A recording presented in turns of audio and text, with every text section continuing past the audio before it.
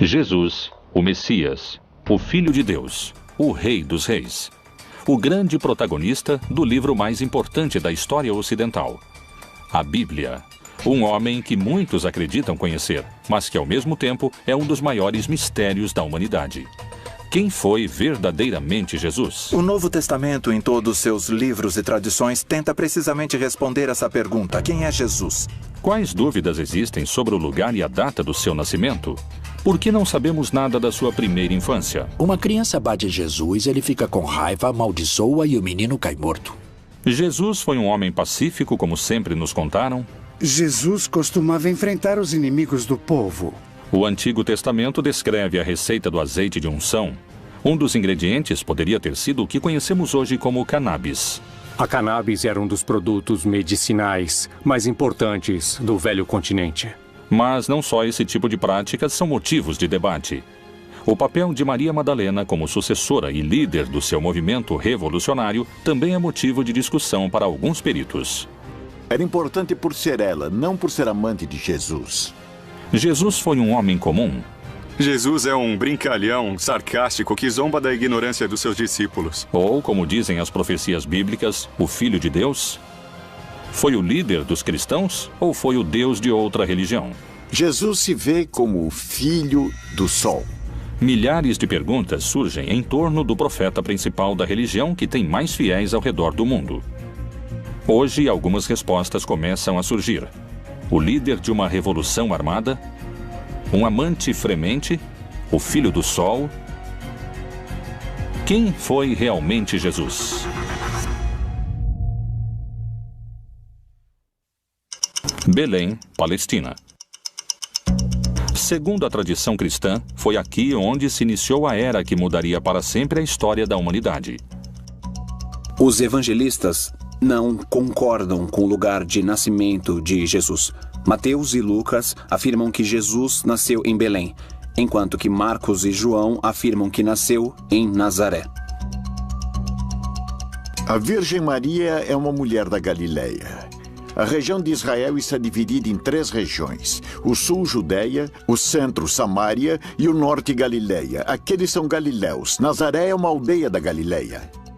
Então, um bom judeu tem que ser da Judeia e não da Galileia. Esses últimos seriam da periferia. Como descendente de Davi, o Messias devia nascer na zona davínica, por assim dizer, em Judá, em Belém. Como chega a Nazaré vindo de Belém, é também parte dos relatos que devem ser construídos. Lucas, que é quem faz o trabalho historiográfico mais importante, usa como dado de referência histórica um censo de Augusto César, e é na época de Herodes o Grande, em Jerusalém. Então, por motivo do censo, José vai a seu lugar de nascimento para o censo. Alguns dos historiadores não encontram o censo de Augusto naquela época. Eles encontram o censo de Herodes Antipas de 10 anos depois. É um censo local, não é um censo imperial. E os censos locais não se faziam no lugar de nascimento e sim no lugar onde a pessoa vivia. Por isso, alguns dizem que o censo não coincide historicamente. Isso tem a ver com que, na verdade, Jesus não pôde ter nascido em Belém por questões de cronologia histórica, e sim ter nascido em Nazaré. Os 4 evangelhos que formam a Bíblia falam sobre a opressão do domínio do Império Romano sobre a qual o povo de Jesus vivia. Porém, não concordam com o lugar concreto do nascimento de Jesus. Essas divisões começam nas Escrituras. Jesus nasceu na aldeia de Belém, Bethlehem, em hebraico, derivado de Bet, casa, e Lehem, pão. É um lugar pequeno, uma aldeia, onde tinha nascido o rei Davi. A história no Evangelho de Mateus e no Evangelho de Lucas diz que quando Maria engravidou, ela morava em Nazaré. Nazaré é uma outra região. Está na região da Galileia. Está no norte do país. Nazaré, Israel. Uma pequena cidade em que hoje moram apenas 70 mil habitantes.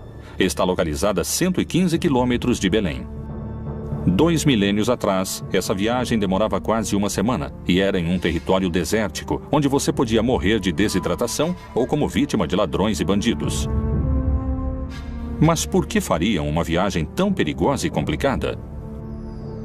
Por causa da ordem que deu Augusto César de que, para realizar o padronamento, o censo, os homens com propriedades deviam voltar ao lugar onde tinham suas propriedades. José, que era descendente do rei Davi, teve que voltar a Belém, onde tinha suas propriedades, apesar de Maria estar grávida. O Messias tinha que nascer em Belém. Por isso que Herodes mandou matar todos os meninos da aldeia de Belém que tivessem menos de 2 anos. Quando Herodes mandou matar os meninos, Jesus foi levado por seus pais ao Egito. Mas quando Herodes morreu e José ficou sabendo, voltaram à Palestina para morar lá novamente. Mas não quis voltar a Belém, porque Aquelau, o filho de Herodes, era o governante e tinha um medo de que continuassem procurando o menino. Ele preferiu voltar àquela cidade onde já tinha morado há alguns anos, onde conheceu Maria, a cidade de Nazaré. Nas páginas da Bíblia não há coincidências sobre o lugar de nascimento de Jesus. Não existem fatos históricos que garantissem que tenha nascido em Belém. No Evangelho de São João, Natanael, um dos seus discípulos, se referindo a Jesus, se pergunta: Disse-lhe Natanael: Pode alguma coisa boa vir de Nazaré? Cumpriram-se as profecias?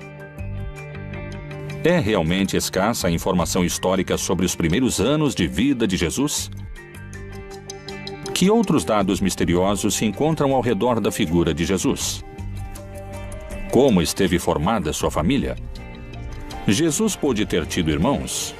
A igreja assegura que Maria era virgem. Não somente que foi virgem antes de conceber a Jesus, mas que sempre foi virgem. Por isso não podem admitir que Jesus teve irmãos. E então, já que os textos existem, eles tentam justificar dizendo que, quando a Bíblia fala em irmãos, pode querer dizer primos. Porque, na verdade, dizem que no texto hebraico não há 2 palavras diferentes para primos e para irmãos. Mas o problema é que os textos estão em grego, e no grego há diferença entre essas palavras, e eles falam em irmãos. Não conhecemos suas irmãs, e falam de Maria, Susana e dos seus irmãos. Falam de Tiago e Judas. E mencionam, no mínimo, que tem 2 irmãs e 2 irmãos. E mencionam seus nomes. Não é este o filho do carpinteiro? E não se chama sua mãe Maria e seus irmãos Tiago e José, Simão e Judas? Como é possível que não existam registros da infância e da adolescência de Jesus no Novo Testamento? Com o Concílio de Nicéia, ficou uma lista inicial de livros canônicos exigidos, requeridos por Constantino. Ele reuniu os bispos de distintas igrejas para que chegassem a um consenso sobre quais eram os livros inspirados em Deus e aqueles que deveriam ficar de fora. Que enigmas contêm esses textos deixados de fora da Bíblia? Os evangelhos canônicos são também o resultado de diferentes teologias e interpretações de Jesus. Todos, em última instância, são diferentes tentativas de entender essa fé em Jesus, a qual, desde o começo, parece ter gerado polêmica entre os seus seguidores. Por isso, os evangelhos, tanto os canônicos quanto os apócrifos, refletem diferentes interpretações dessa mensagem original e histórica de Jesus. Os relatos dos evangelhos gnósticos tentam preencher as lacunas das coisas que não se falam nos evangelhos do 1º século. E já que os evangelhos do 1º século falam apenas de um rascunho da vida de Jesus entre seus 12 e 30 anos, eles vão se centrar em alguns relatórios da infância de Jesus, mas sempre apresentando um menino cheio de sabedoria de gnoses, ou seja, sabedoria infusa. Existe outro texto que não é dos evangelhos gnósticos, Este é um antigo texto lendário que fala sobre a infância de Jesus e sugere que ele, Jesus, não sabia como usar seus poderes, o que é quase cômico. É como uma criança arteira que não sabe o que fazer com isso. Jesus é um homem de paz, mas não deve se confundir com o sentimento pacifista que entendemos nos nossos dias, porque vemos muitas vezes a Jesus com um temperamento forte, inclusive fazendo coisas que nos pareceriam violentas. Um menino que corria, esbarra e bate Jesus por detrás. Jesus fica com raiva, amaldiçoa e o menino cai morto. Então, até Maria não suplicar a Jesus que ressuscite o menino, o assunto não se resolve. A imagem de Jesus maltratando seus semelhantes seria inadmissível para o cristianismo. Poderiam ter escondido essa versão? É possível que essa tenha sido uma característica do verdadeiro Jesus? O jeito de Cristo de ser pacífico é o ensinamento de levar as decisões da pessoa ao nível mais profundo da consciência, a agir desde o interior, desde dentro. O ensinamento de Jesus sobre oferecer uma face quando te baterem na outra se transforma no ensinamento mais geral sobre não exercer violência contra aquele que te persegue. Não significa deixar o violento continuar na violência. Significa permitir que a vítima, ela mesma, se torne violenta a partir da violência padecida. E se o verdadeiro Jesus não oferecia outra face, como asseguram? O Império Romano tinha submetido a Palestina com muita restrição. Como todo império que põe restrições às suas colônias, por exemplo. O campo estava devastado. Esse era o contexto. Um país dominado por Roma. E muitos esperavam um Messias guerreiro que fosse libertá-los do Império Romano. De fato, Jesus era do norte da Galileia. A Galileia tem uma característica: tinha muitas guerrilhas de revolta contra o Império Romano. Foi Jesus o Filho de Deus ou um revolucionário armado insubordinado contra o poder do Império Romano? Quem foram seus mestres que o guiaram como líder da resistência, que seria contra a opressão do Império Romano?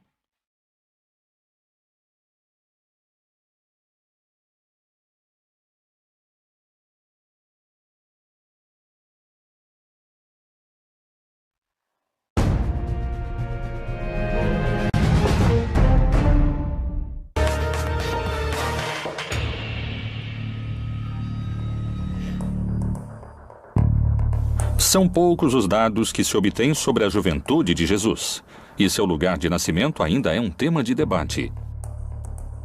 O que ninguém duvida é que lá pelo ano 0 da nossa era, Roma tinha se tornado o império mais extenso antes visto na humanidade. Nos tempos de Jesus, os romanos dominavam o território palestino com opressão e sangue. Qual foi realmente a reação de Jesus diante da opressão romana? Quem foram seus mestres ou mentores?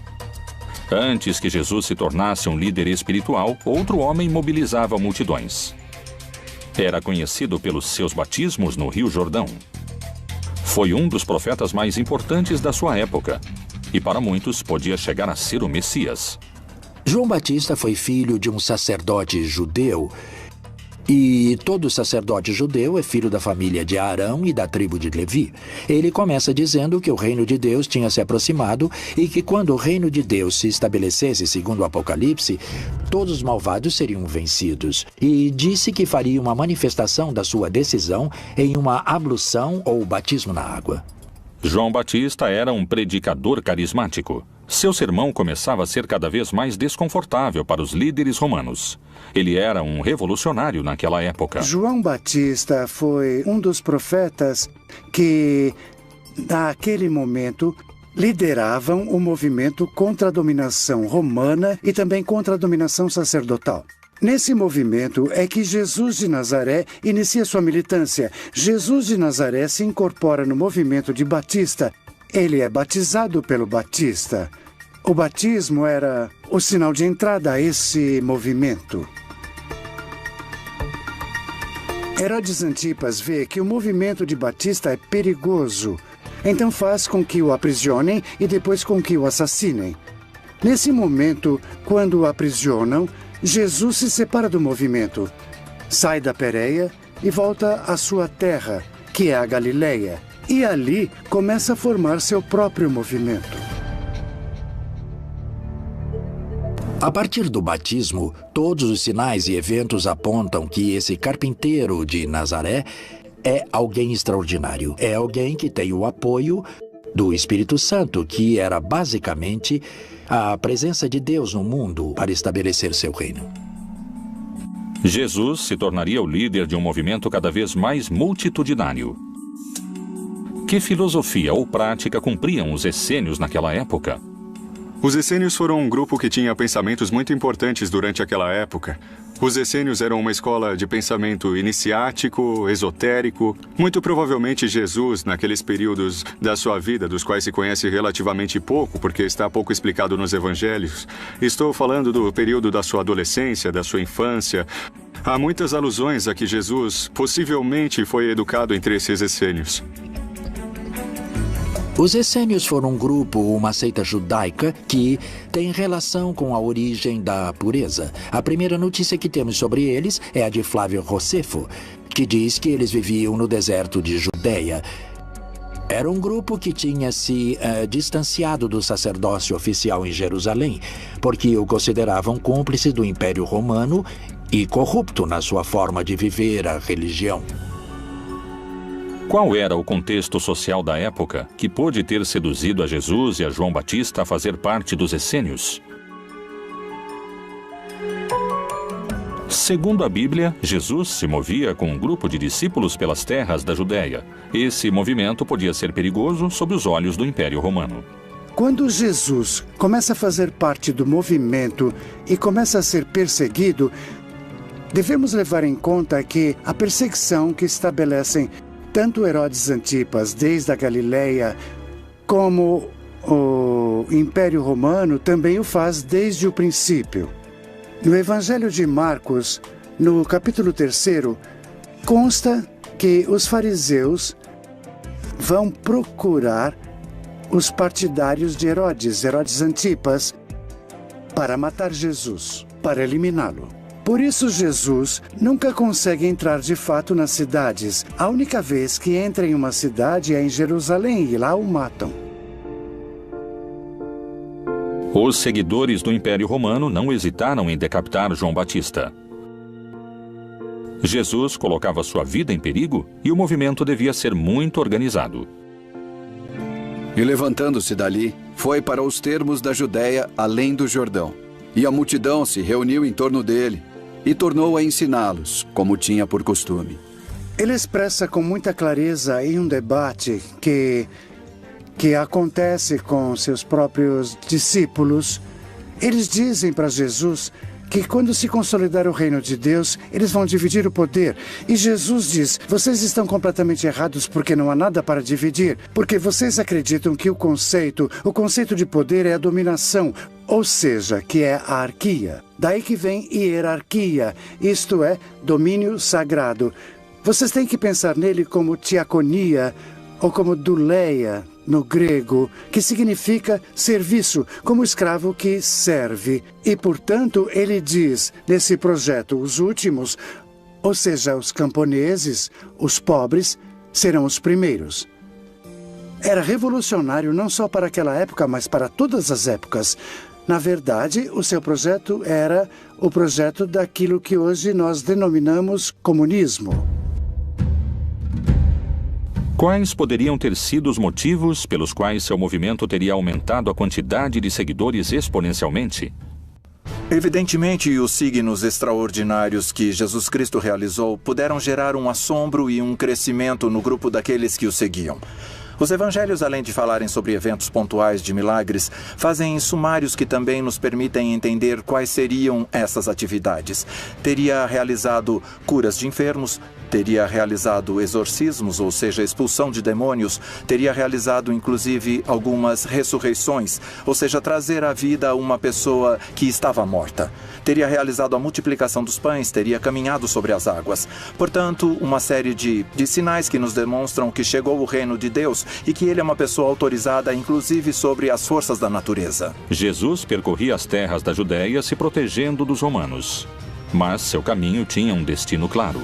O mais perigoso de todos, onde o estavam esperando o poder judeu e os romanos, Jerusalém. A célebre entrada de Jesus em Jerusalém é uma revolta.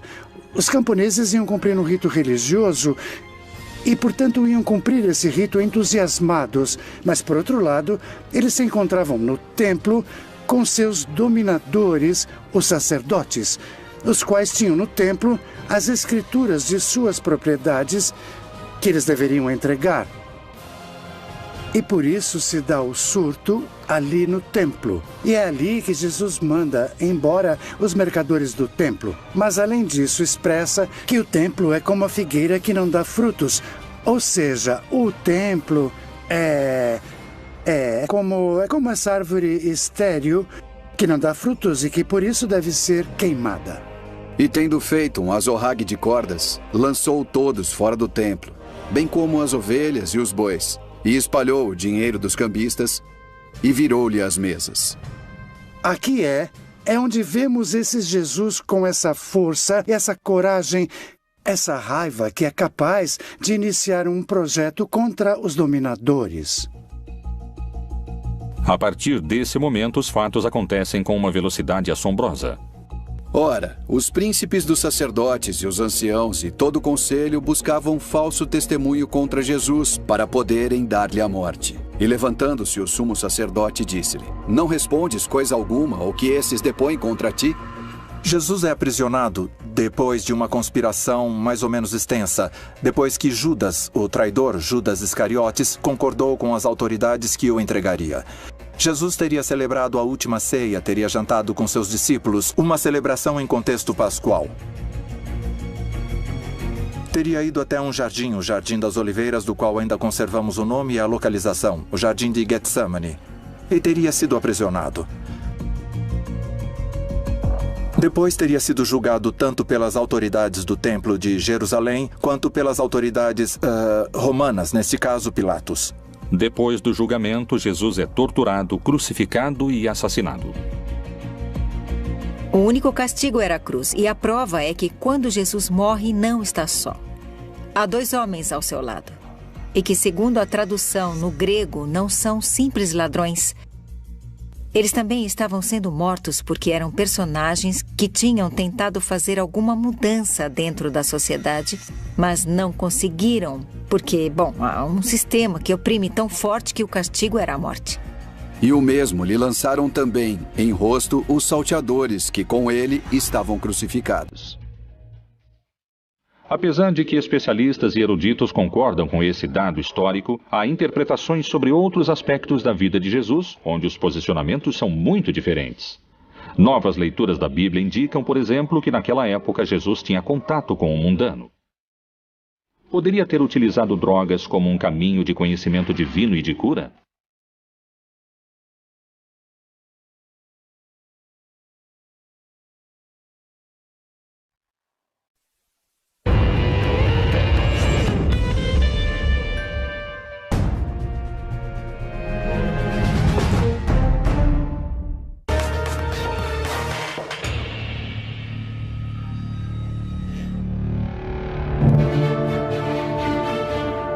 Segundo o que conta a tradição bíblica, durante seus anos, Jesus percorreu as terras da Judéia fazendo milagres.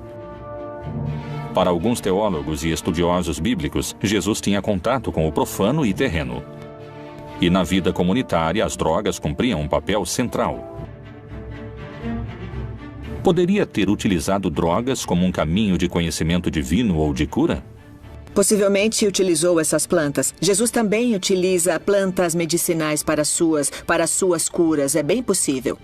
Em Mateus, pode-se ler que Jesus cura a sogra de Pedro. E chegada a tarde, trouxeram-lhe muitos endemoniados. E ele, com a sua palavra, expulsou dele os espíritos e curou todos os que estavam enfermos. Em todos os milagres de nosso Senhor Jesus, a cura aos cegos ou à morte ou aos mancos, inclusive se levantando da morte, como ele faz, todos esses milagres apontam sua identidade como Filho de Deus. Os milagres não são o fim, não é assim. Eram o que as pessoas queriam esse poder entre eles. Mas eles ignoraram ou não quiseram ouvir que nosso Senhor Jesus estava falando com eles sobre quem ele era como Filho de Deus. E por isso, seu maior milagre se torna sua própria ressurreição entre os mortos.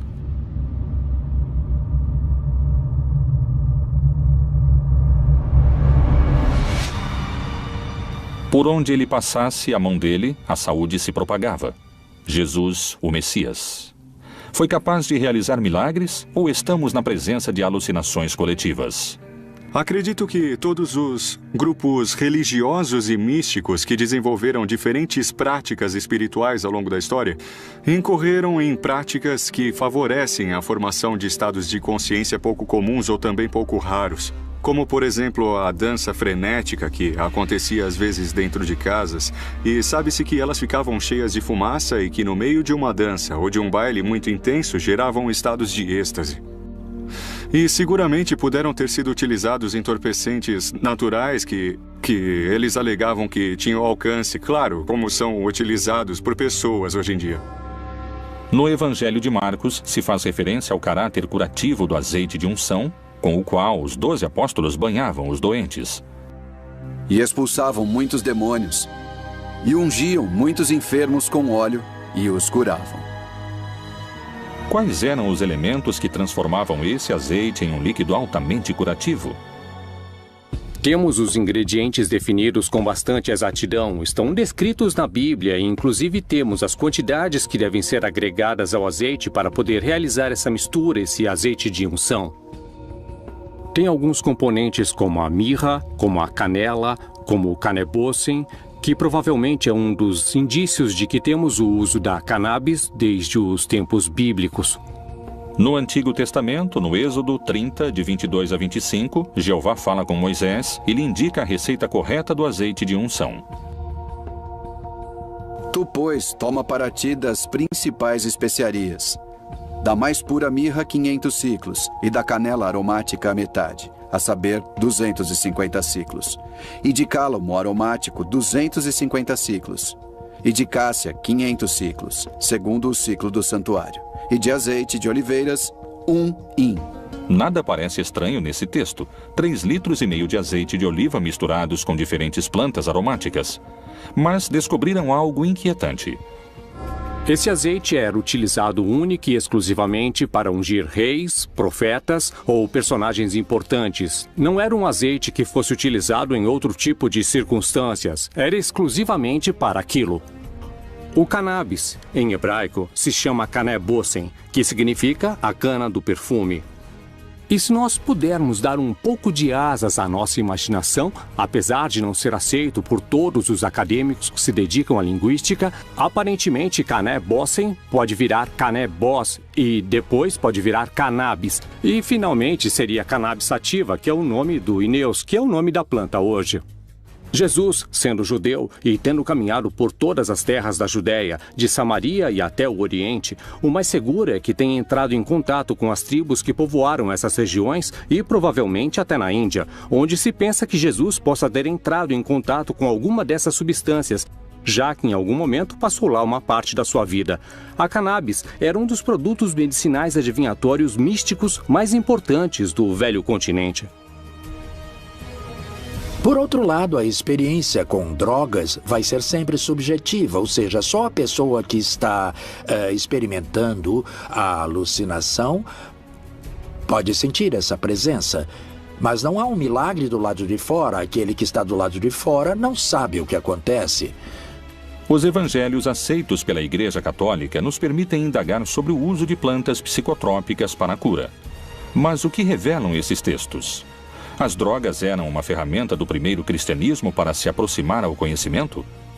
O consumo de psicotrópicos era uma prática comum? Alto Egito, 1769. A tradução do segundo livro de Geu revela certos rituais xamânicos presentes nos anos de fundação do cristianismo. O Senhor providenciou um lugar para as oferendas, colocando um jarro de vinho para a direita e outro para a esquerda, e derramou algumas bagas e especiarias em torno dos recipientes. Ele, então, colocou uma certa planta em suas bocas, e também outra planta em suas mãos, e estendeu, em ordem, em torno do sacrifício da iniciação. Durante esses 2000 longos anos da igreja, o vinho que sempre foi utilizado era o vinho de uva, sem nenhuma outra mistura e nem de ervas aromáticas nem de álcool. Vinho puro de uva. Os textos gnósticos permitem compreender o uso das drogas a partir de um aspecto revelador. A imagem de um Jesus utilizando substâncias se afasta cada vez mais do Messias, do Cristo católico. Mas essa não é a única imagem distorcida que muitos especialistas induzem à figura de Jesus. Alguns asseguram que, a partir do enfoque político, existia um vínculo entre Jesus e Maria Madalena. Essa afirmação poderia mudar para sempre a construção que se fez historicamente da relação entre eles. Maria Madalena foi seu braço direito na cruzada revolucionária que o Messias levantava contra o Império Romano?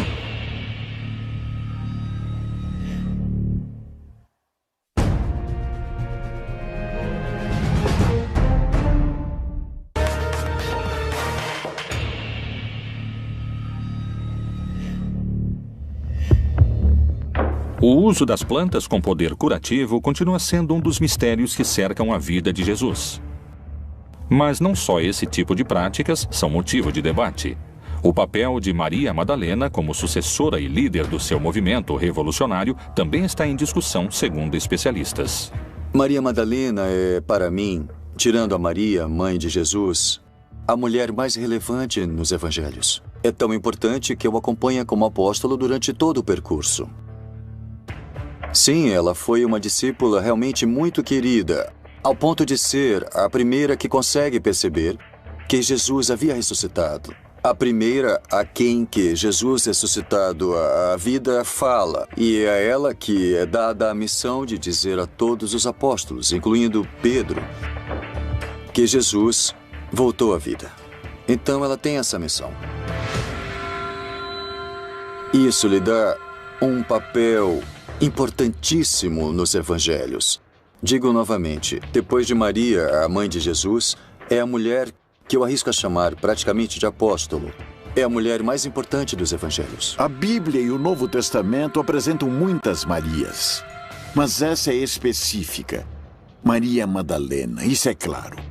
E essa mulher, que era uma mulher descentrada, destruída, vai se tornar pouco a pouco a discípula preferida.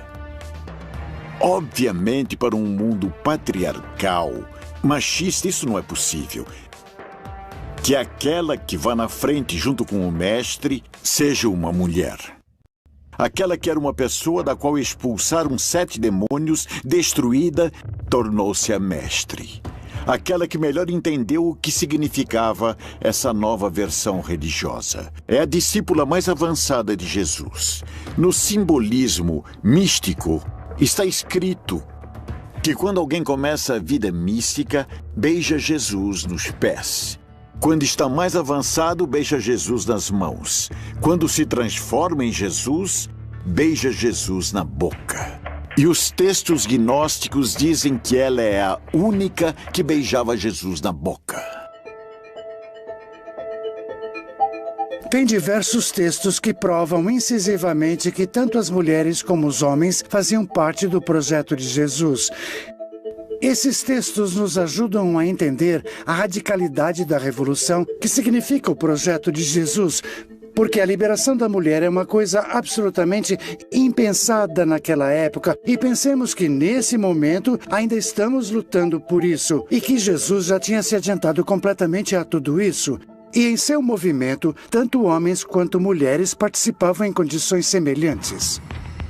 Os livros gnósticos ajudam a formar uma opinião diferente daquela que pode se encontrar entre as páginas do livro sagrado.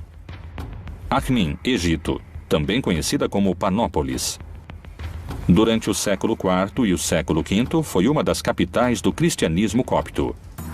Em janeiro de 1896, um grupo de arqueólogos trabalhava num antigo cemitério cristão. Surpreendentemente, descobriram um códice antigo, que continha uma série de papiros escritos em copto. O códice foi doado ao Museu de Berlim. Sobreviveu nos arquivos do Museu Alemão a 2 guerras mundiais. Teve que esperar até 1955 para ser traduzido. E então se fez público uma descoberta reveladora. O Códice de Armin continha 4 textos gnósticos. Um deles era o Evangelho de Maria Madalena. Faz pouco tempo encontrou-se o Evangelho de Maria Madalena, onde ela aparece muito como um líder entre os apóstolos. É ela que se reúne com os outros quando estão com medo de sair para pregar o Evangelho, porque temem morrer como Jesus morreu. E ela fica em pé e diz que tem coragem, porque o Senhor nos transformou, e então ela lhes prega a palavra de Jesus.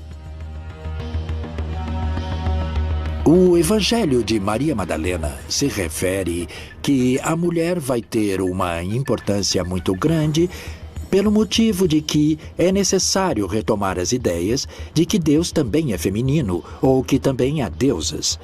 Isso é, aqui há uma influência gnóstica no que se refere à ideia de uma deidade feminina, planteada em muitas religiões. Daí é que Maria Madalena vai representar uma mulher iniciada na sabedoria. Só existem 3 códices que contêm o Evangelho de Maria Madalena, 2 no grego e 1 em língua copta. Nenhum está completo e só se recuperaram alguns fragmentos. Esses textos poderiam mencionar Maria Madalena como líder do movimento de Jesus? Ela prega sobre a palavra de Jesus e mais tarde Pedro lhe diz: não acredito que o Senhor tenha dito isso, creio que ela está inventando e que ela mente. E ela começou a chorar e disse: irmão Pedro, eu não sei do que está falando. Então, os outros discípulos entraram e também começaram a defender Maria e disseram que o Senhor amava muito. Quem é você para dizer que ela é uma pessoa inferior? Depois de ter dito isso, Maria Madalena se calou. Pedro respondeu e disse aos irmãos: dizei o que tendes para dizer sobre o que ela falou. Eu, de minha parte, não acredito que o Salvador tenha dito isso. Então, Pedro ainda estava com raiva de Maria. Mas Maria ganhou a discussão no Evangelho secreto, que nunca fez parte do Novo Testamento, talvez por esse motivo. Nos canônicos, Maria Madalena é a testemunha da morte, da sepultura e da ressurreição. A primeira pessoa a quem ele fala é a mulher chamada Maria Madalena. O fato de que Jesus fale com Maria Madalena antes de falar com qualquer outro dos discípulos poderia significar que é ela quem ele escolhe como sucessora do seu movimento? Era uma mulher que era importante por ser ela, não por ser amante de Jesus. Obviamente, porque Jesus morto lhe deixa o poder à amante. E pega o valor e pega a força de ser a líder de uma comunidade religiosa sendo mulher. E a envia a anunciar a seus homens que ele está ressuscitado. Pedro entra no túmulo e não o vê. Quando Pedro sai, ela entra e é com ela que ele fala, não com o homem.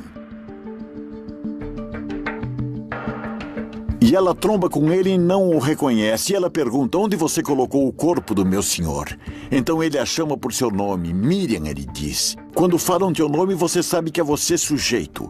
Quando ele a chama, ela o reconhece. Ela percebe que é Jesus. Através dessa exposição, procuram legitimar uma corrente de comando que se transmite através da ressurreição à sua primeira testemunha. E Jesus, tendo ressuscitado na manhã do primeiro dia da semana, apareceu primeiramente a Maria Madalena, da qual tinha expulsado 7 demônios. Ela é de uma cidade, Migdal. Por isso é Maria Madalena ou Migdal. Migdal quer dizer torre fortificada. No lago de Tiberíades havia um porto de pescadores. Ela é de Migdal, por isso seu nome era Miriam, Maria de Magdala. O fato de Maria Madalena não levar unido o nome ou sobrenome do seu pai ou do seu marido, mas o da sua cidade, indicava na época que era alguém independente. Não estava submetida a outras pessoas e tinha autoridade para fazer parte do grupo de Jesus. Uma mulher tão renomada como Madalena é sempre citada como a mulher de Magdala, ou seja, a Madalena. Esse é um título de homem, não é um título de mulher, porque as mulheres sempre eram citadas como mulher, esposa de ou filha de, mas não como mulher, cujo sobrenome é o lugar onde ela mora. Isso era comum nos homens. Em contrapartida, Madalena já carrega um valor em si. Como pedem alguns pesquisadores, talvez seja o momento de revisar o legado histórico de Maria Madalena e descobrir se ela foi a verdadeira líder que levou adiante o movimento de Jesus depois da sua morte. Outro mistério percorre o projeto do Reino de Deus. A Igreja Católica teria escondido um segredo que poderia questionar 2000 anos de cristandade? Qual é a assombrosa relação que existe entre o Filho de Deus e o Filho do Sol? Será que talvez eram a mesma pessoa?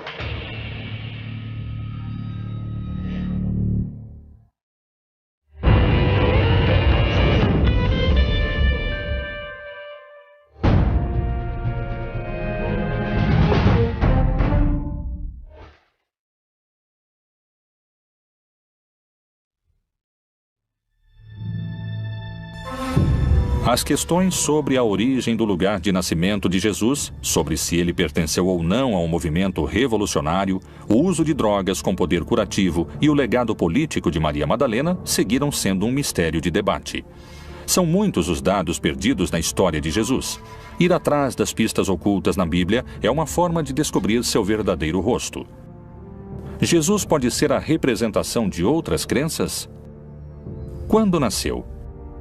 Poderia não ter sido filho de Jeová, e sim filho do Sol? O ano do nascimento de Jesus está sujeito a controvérsias, ainda mais o dia da sua chegada ao mundo. As celebrações natalinas poderiam se sustentar sobre um dado errado? Qual é o vínculo que existe entre a data de nascimento de Jesus e a divindade Sol Invictus? Jesus se vê como filho do Sol, porque a festa do 25 de dezembro é a festa do Sol. No solstício de inverno nasce um sol novo e forte, e no dia 25 de dezembro se celebrava a festa do novo Sol. Por isso, nessa festa pagã se monta a festa cristã da Natividade do Senhor. Historicamente, não temos o dia em que nasceu Jesus, nem o mês, simbolicamente, pelo Sol. Como foi feito em muitas latitudes em diversas épocas, alguns grupos cristãos tentaram criar datas, construir templos sobre datas ou sobre lugares das crenças antigas. Então, na verdade, em 25 de dezembro, nós temos o solstício de inverno, em que todos os povos antigos pensavam que o sol morria e voltava a nascer. A religiosidade primitiva venerou o Sol como o Deus principal. Sua figura pode se encontrar representada nos principais credos. Kinish Ahau é a cosmogonia maia, Inti na religiosidade inca, Hélio no Olimpo grego, Ra na cultura egípcia. E é por isso que tinham cultos tão importantes para ajudar o Sol a voltar a recuperar sua força para não ser devorado pelas trevas. E nesse contexto, pouco a pouco, tanto em lugares como Roma, como no norte da Europa, foi se assimilando o nascimento de Cristo às festas solares. E muitos elementos natalinos, como as esferas, a adoração ao pinheiro, eram, na verdade, pertencentes às religiões que adoravam o Sol. Jesus parece ser a representação das divindades pagãs. Percorre o mesmo caminho do Deus Sol. Realmente existiu ou é uma criação arquetípica? A Bíblia apresenta uma versão de Jesus. Mas, indagando nos seus segredos, podem-se encontrar muitas perguntas sem respostas contundentes. Foi o maior dos profetas? Foi um revolucionário? Quem é esse impactante homem que 2000 anos depois da sua morte continua mobilizando multidões? Jesus, outro dos grandes mistérios da Bíblia Proibida.